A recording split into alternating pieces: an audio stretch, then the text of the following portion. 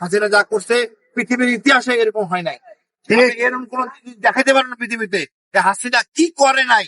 কোন বাবার রাজত্ব, কিন্তু বাবার কোনো ভূমিকা নাই। 71 ছিল শহীদ জিয়ার ভূমিকা। উনি সম্পূর্ণ লুটপাট করে খেয়ে ফেলছেন। উনি সম্পূর্ণটা নিজের করে, নিজের তো কোনো ভূমিকা নাই।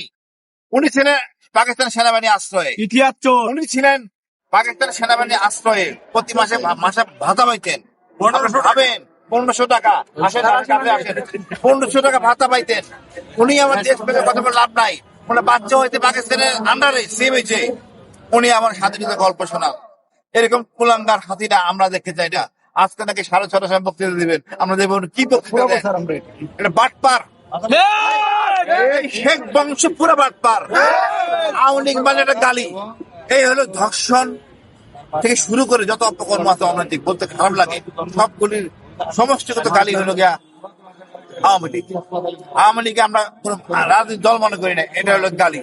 আমাদের এই যে শাপলা চত্বর যেভাবে মানুষদের মারছে, ধর্মীয় হুজুরদেরকে, টুপিওয়ালা লোকদেরকে বানাইছে অন্য দেশের লোক, আমাদের সাথে এরকম ব্যবহার পাকিস্তানিরা করে নাই। আপনি ইতিহাস পড়েন, পাবেন না। ব্রিটিশ করে নাই, হাসিনা করছে। মাসের পর মাস রিমান্ড। আমাদের শাসকের সহযোগী ছিল এই যে প্রশাসনের লোকরা। আমরা এদেরও শাস্তি চাই। হাসিনা শাস্তি হবে ইনশাআল্লাহ, আইসিটিতে বিচার হবে।